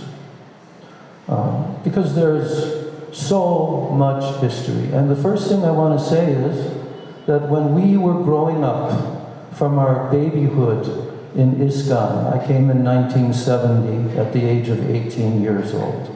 And from that time, we were hearing this name occasionally, from time to time, this person named Sridhar Maharaj. In fact, the very first day that I entered the temple in Detroit, Michigan in 1970, there was a stack of magazines, and I picked up one magazine and I opened it up. And it was an article by who? Bhakti Rakshak Sridhar Maharaj. It was called Descent of the Holy Name. It was actually not a direct recording, but it was transcribed by shorthand by Achyutananda Prabhu, who was the person that eventually posted this article. And our Srila Prabhupada, in his Back to Godhead magazine, was very happy to have his article there. So, in those early years, none of us knew anything about him, who he is. We knew that he's a godbrother of Srila Prabhupada, and he is a learned personality like this, but we did not know anything about him. What's his history? How did he serve Srila Bhaktisiddhanta Saraswati Thakur? What was his relationship with Srila Saraswati Thakur? What was his relationship with all the very elevated advanced disciples of Bhaktisiddhanta Saraswati? This we didn't know. There was no information available.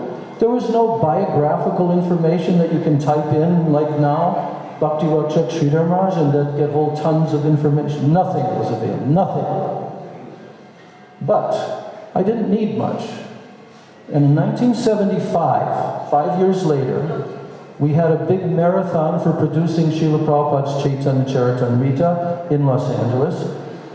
I was fortunately part of that endeavor to please Srila Prabhupada by doing that in 2 months' time, which would have ordinarily taken 1.5 years minimum, but it was done because Prabhupada said, you must do it, otherwise you're disqualified as disciples. At the end of that 2-month period, Srila Prabhupada was consulted. By who? By the BBT secretary at the time, our Godbrother Rameshwar Prabhu, because he was writing a newsletter every month, the monthly BBT newsletter. And there he was telling the news. We didn't have internet, nothing. So Prabhupada was traveling, preaching here, there. So he would give some information from Srila Prabhupada. On this occasion, because he was also there in Los Angeles when this marathon was going on, he wrote to Srila Prabhupada. Prabhupada wrote an appreciation letter to all who had helped him. And then he asked Srila Prabhupada 2 questions. He said, Prabhupada, now that your translation work is going very rapidly, going very quickly, and we're also producing your books very quickly, maybe you'll finish Srimad Bhagavatam. And then if you finish the Srimad Bhagavatam, then what will you translate after that? Will you do another big epic like Mahabharata, Vedanta Sutra, something like that, well known? And then Srila Prabhupada said, no, those books are not as important to us in terms of bhakti as the books of the Goswamis, as the books of our acharyas like Vishwanath Chakravarti Thakur, Bhaktivinoda Thakur, like this. We barely even knew their names at that, like Vishwanath Chakravarti Thakur. He said they should all be translated. Then he asked him the second question, and this was the big one. Srila Prabhupada, if for some reason you cannot finish Srimad Bhagavatam before you leave the planet, is there anyone else that can do it? And I read this with my own eyes, standing at the glass case where it was posted, and I'll never forget that sentence. Srila Prabhupada said there are only 2 persons on the planet who can write the purports for Srimad Bhagavatam in the English language. Myself and my godbrother, B.R. Sridhar Maharaj. And when I saw that, I understood. He's the one. Aside from Prabhupada, he's the one. And at this point, as I said, still didn't know anything about him. But I knew this was the recommendation of Prabhupada. Now, for the next couple of years, from 75 till 77, finally I ended up in Vrindavan with Srila Prabhupada in his final weeks. And in his final weeks, the leaders of his society, of course, everyone was becoming quite concerned, worried. If Prabhupada leaves, what then? What will we do? And none of us could quite believe, because he had been sick at various times, not quite as sick as he was then, and then he recovered from it, and again he started traveling and preaching. But still, it became apparent within the last 2 weeks. So at that time, the leaders of his society approached Srila Prabhupada, whoever was there. There wasn't that many leaders there, but there was a few. And they approached Srila Prabhupada in his room. How did I know that? Because I was going in his room every single day and chanting with tiny little kartals with a group of 3-4 devotees, because Prabhupada wanted Maha Mantra from the time he woke up till the time that he took rest at night. So we were doing that. And from time to time, we would witness certain things that Srila Prabhupada would say. But even if we weren't there, then at the end of the day, the devotees who were in the room, and leading devotees, personal servants of Prabhupada, they would come out and tell us, today Prabhupada said this, today Prabhupada said that. So when the leaders of his society came and asked him, Srila Prabhupada, if for some reason you now leave this world, can you please tell us, is there anyone we can go to for guidance? And then he told them, you go to my godbrother, Bhakti Rakshak Sridhar Maharaj. How do we know that Prabhupada told them that? Because within a couple of weeks, Srila Prabhupada departed, went into Samadhi, and what did the leaders of ISKCON do within the next 3 months before they had the first Gaur Purnima GBC meetings without Prabhupada's physical presence? They went personally to interview Srila Bhakti Rakshak Sridhar Maharaj at his mutt, Chaitanya Saraswat Mutt, led by Satsvarup Maharaj. There's recordings of it, and Satsvarup Maharaj introduced them as a small delegation of GBC members, and they said, we have come to you by the order of our Gurudev, Srila A.C. Bhaktivedanta Swami Prabhupada. He recommended that we come to you for guidance, so we are requesting from you your esteemed guidance for us. Then what Srila Sridhar Maharaj began to speak became part of the book called Sri Guru and His Grace. And what is that book? That book is the ultimate book on Guru Tattva. I'm not just saying that. You can test it yourself. Is there one single book that if you read that book from cover to cover, you'll fully, perfectly understand Guru Tattva? Srila Sridhar Maharaj spoke that book in English, not just to the GBC, over a period of the first couple of years. Many devotees were coming to him from 78, 79, 80, 81, like this. GBC members started coming to him in 1980, and they recorded many, many classes that they received, many darshans and personal instructions from Srila Sridhar Maharaj. So these recordings were available. Now they started floating all around ISKCON into LA community and many other communities, and devotees were hearing the katha of Srila Bhakti Rakshak Sridhar Maharaj. Now up to that point, I still hadn't directly heard his voice. But what did I read? I was sent to Africa after Prabhupada left. Kenya, Nairobi, East Africa. And there, the BBT newsletter came. What was that BBT newsletter? A very important document. It was the transcription of the conversation that GBC had with Bhakti Rakshak Sridhar Maharaj. And I'm sitting there in Mombasa, Kenya, reading this, as all the devotees around the world in all the temples around the world are reading that conversation. And remember, I already knew what Prabhupada said about him. So now I'm actually reading his words. I'm reading his Vani. I'm reading how he's answering the questions of the GBC and so forth. And when I read that, it became very clear he's the one. There's no doubt about it. And his English was so attractive. It was so heart-touching. The way that he would speak, the way that he would mention even trivial, or not trivial, but minor points in our Siddhanta. What to speak of major Siddhantic questions and answers. You know, Srila Bhakti Pramod Puri Goswami Maharaj, if we had time, I would read his offering right now. What he said about his godbrother Bhakti Rakshak Sridhar Maharaj.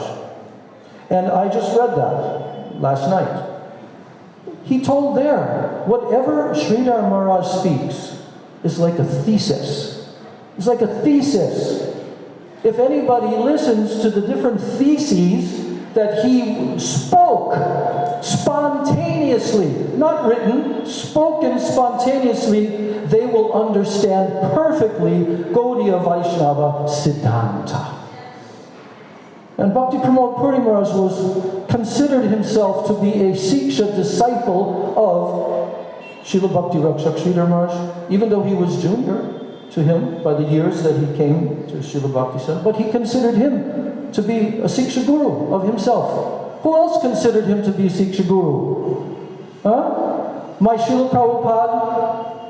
You want to hear what he said about him? I brought this, very short. You'll hear his own words. This is what he said about him. We are very fortunate to hear His Divine Grace. Om Vishnu Pad Paramahansa Paribrajakacharya Bhakti Rakshak Sridhar Maharaj. So when was this spoken? This is around 1972-73 in Mayapur, where Srila Bhakti Rakshak Sridhar Maharaj came to visit, and the Prabhupada was introducing him to his Western disciples for the first time. And you see the photo where he's sitting on a red velvet Vyasasana right next to Srila Prabhupada. The photo's right here in black and white. Did Prabhupada ever sit on the Vyasasana with anyone else? No. Only in this case. So what did he say? We are very fortunate to hear His Divine Grace. By age and by experience, in both ways, he is senior to me. This is Prabhupada, who went all over the world and gave the Krishna consciousness movement to the entire world. And he's saying that about Bhakti Rakshak Sridhar Maharaj, who'd never left India. He says, I was fortunate. I was fortunate to have his association since a long time. Since perhaps 1930. Now, this is just excerpts from that conversation, because it turned into a conversation. We have the recording, we have the transcription between Bhakti Rakshak Sridhar Maharaj sitting right next to him and Prabhupada. And it is so sweet, and they're remembering each other, and this time and that time, it was just heart-melting. So Prabhupada is saying that maybe since perhaps 1930, yes, Maharaj, like this.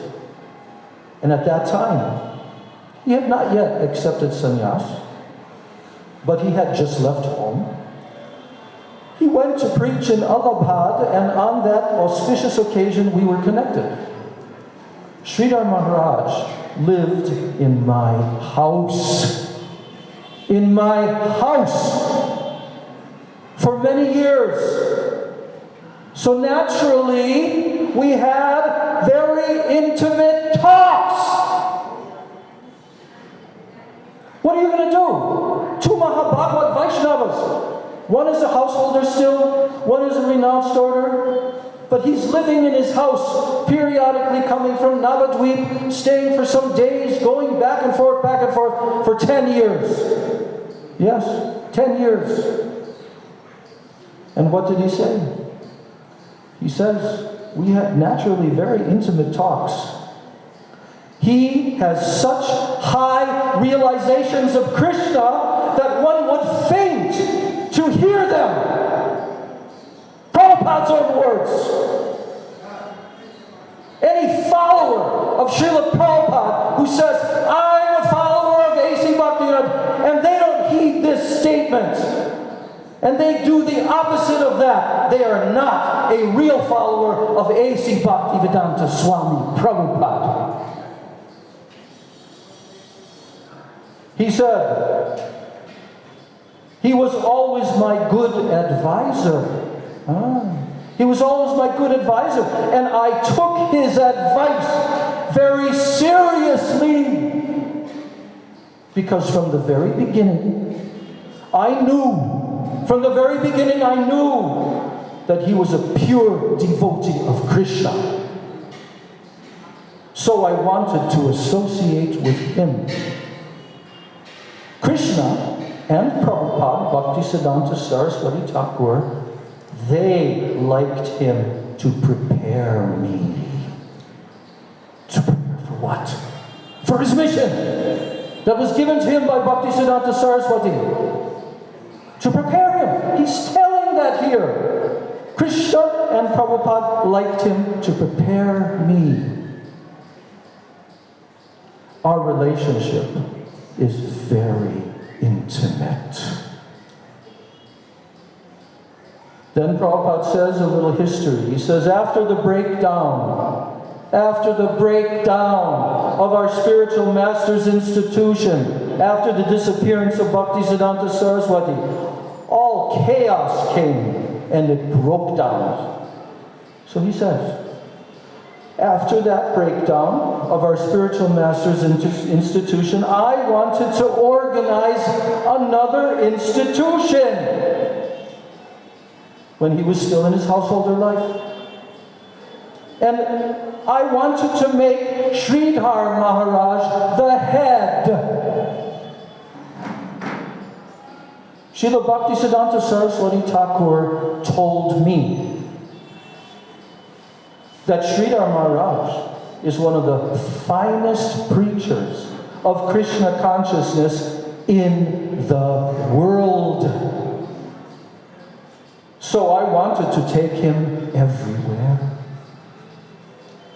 This was my earnest desire. But since he could not go around the world and preach, at least the people of the world should come to hear from him. So now the ending, it's much, much, much longer than this, but they just took brief excerpts. He ends it by saying, for spiritual advancement of life,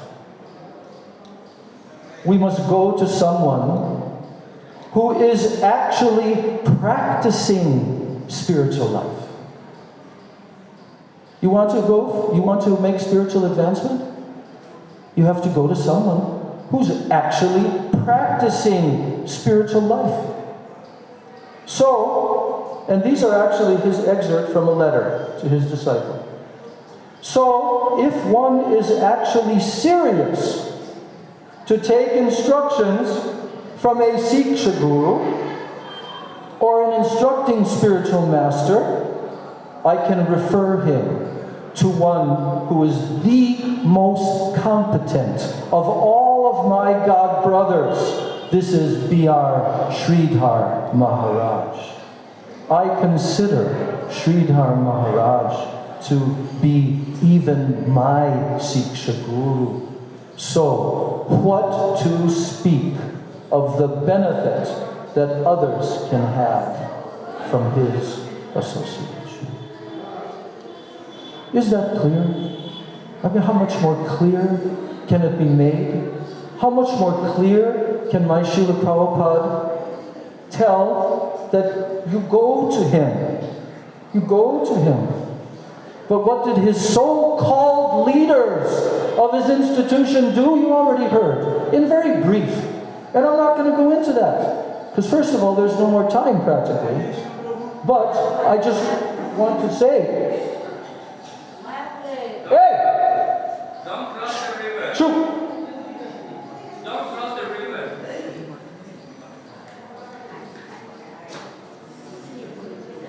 I forgot what I was saying. Yes. So, although this is what Prabhupada said, and he said many other things also, but yet, the so-called leaders, disciples, followers, they decided that they were more intelligent than their Guru Maharaj. How did they think that they were more intelligent? Because they had a meeting. They had their little GBC meeting. And in that meeting, they came to a conclusion that, and there's so much leading up to this, but I'm just saying the fact. They decided Sridhar Maharaj is an enemy. Sridhar Maharaj is an enemy of Islam. He's envious of Prabhupada, etc., etc. And what did they do? They banned him by their GBC rules and regulations. The person who Prabhupada told, we haven't heard that much. Prabhupada wanted him to live in his house in Mayapur. Okay? Prabhupada wanted him to be the head of his entire ISKCON institution. He said that. Yeah. But what did they do? The opposite. And to this day, they have not admitted this great Maha Vaishnava Parad. And how is it made even more grave and serious? Because they told everyone, like little Kishori Mohan and Sue Devi and others all around the world, They wrote it to all the temples, don't go to him, don't read his books, don't associate with anyone who goes to him, and anyone who goes to him will be kicked out of this ISKCON institution. That happened to me in 1984. Why? Because in 1982, when they banned him, I could not understand. I could not accept. Why? Because I went to see him personally in 1979. And that exchange that I had with him at that time was so profound, heart-melting. It completely convinced me he's the one. So then, by 1983, 1984 came around, and at that point, I had the opportunity to receive 40 cassette tapes at that time, 90-minute audio recordings, 40 of them. And they were all from the 1980, 81, 82, when the GBC members were hearing from Srila Sridhar Maharaj. I began to listen to those tapes, and I was completely stunned. Moment by moment by moment, I became so captivated, so charmed, my heart became so melted. I was listening for hours and hours in 1984.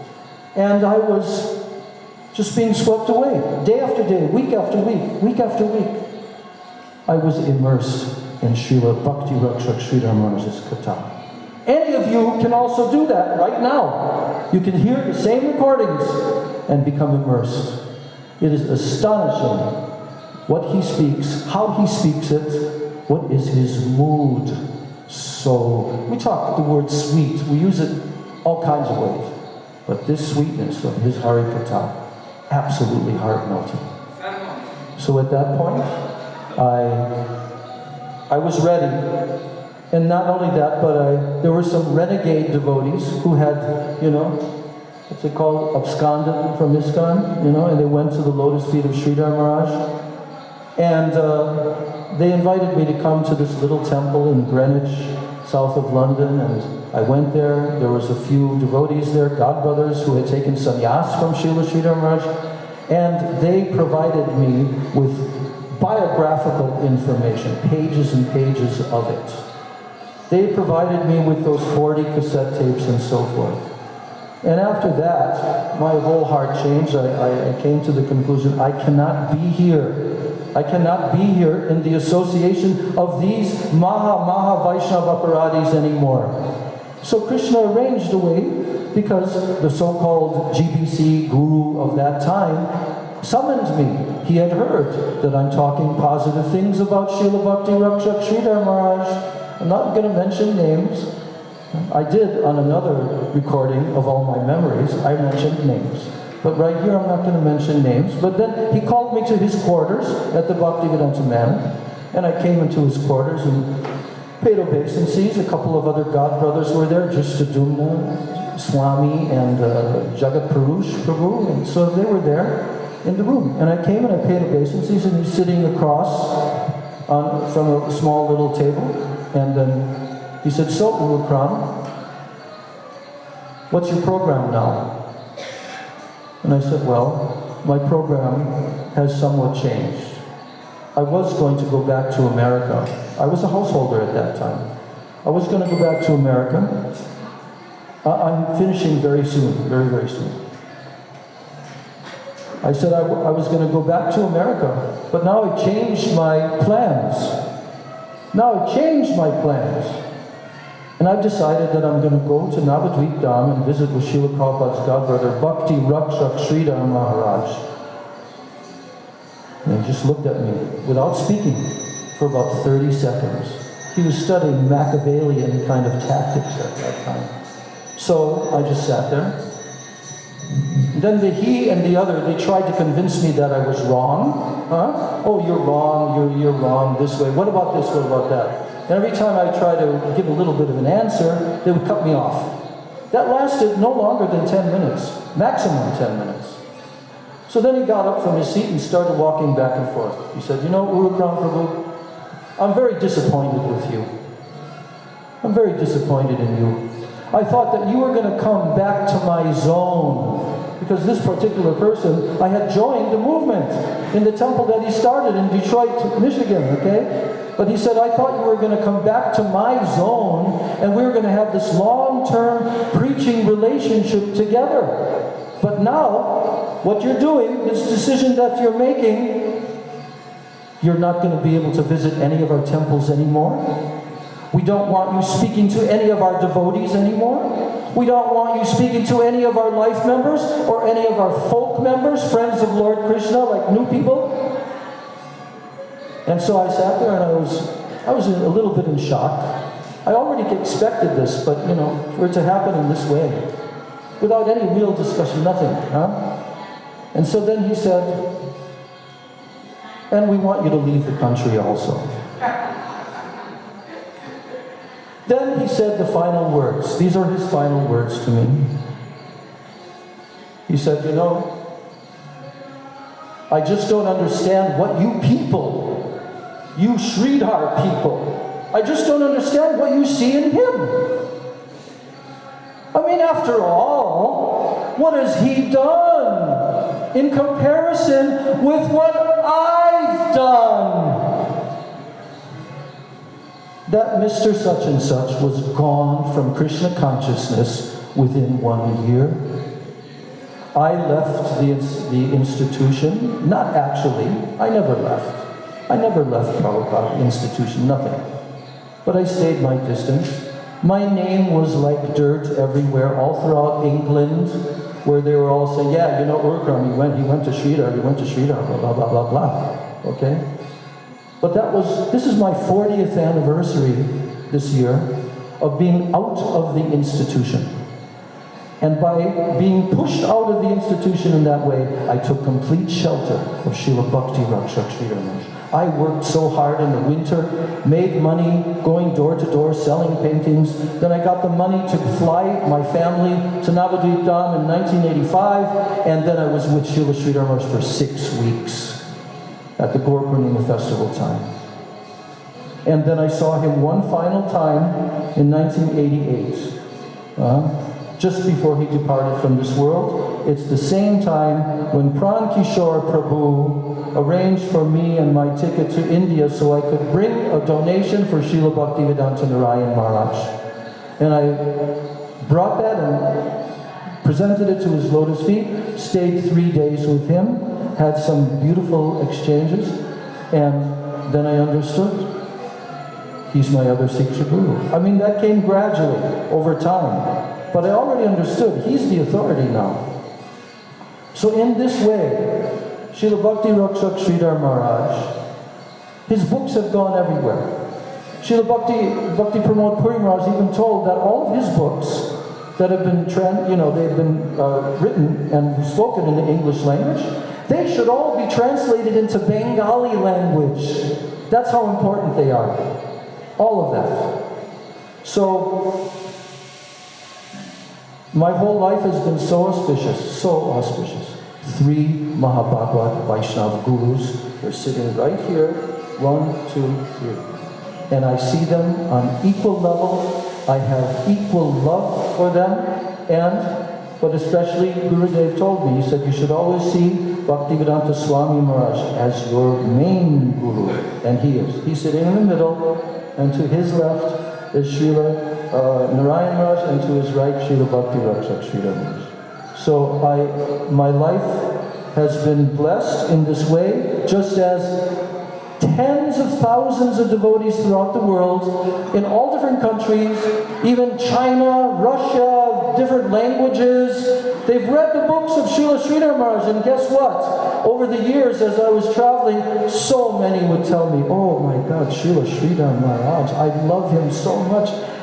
His instructions were so helpful for me. Again and again and again. And will that stop? No, it'll only increase. It's going to increase and increase and increase. And eventually, it will go penetrating into the big walls of ISKCON, which it already has done behind the scenes. And it will go penetrating into all the devotees' hearts. So no one can stop the preaching of the pure devotee Mahabhagavad Vaishnava. No one can stop. And this is what Srila Gurudev has told us. This message can never be stopped. Bhaktisiddhanta Saraswati Thakur told the line of Srila Bhaktivinoda Thakur can never be stopped. So on this day of his appearance, I'm offering my unlimited Dandavat Pranams at his divine lotus feet. I'm envisioning him in my heart the first time I met him and all the successive times, and how sweet, how loving and affectionate he was, and how he deepened my understanding of this whole Gaudiya Vaishnava Siddhanta, the understanding of my Srila Prabhupada's books, and he paved the way actually for my third Siksha Guru, Srila Bhakti Vedanta Narayan Maharaj, who is like the Prayojan Tattva Acharya of the modern day, introducing Braj Bhakti to the entire world. Vansha kalpatarubhascha kripa sindhudeva chapatikanam bhavadevyam. Srila Bhakti Rakshak Sridhar Goswami Maharaj ki jai. Tadiya Avirbhav Maha Mahotsav Titi Srila Bhakti Rakshak Sridhar Maharaj ki jai. The guardian of devotion, Srila Bhakti Rakshak Sridhar Goswami Maharaj ki jai. Nitai Gaur Premanandi. Now we're having the Guru Puja, and the Artik will be very soon also.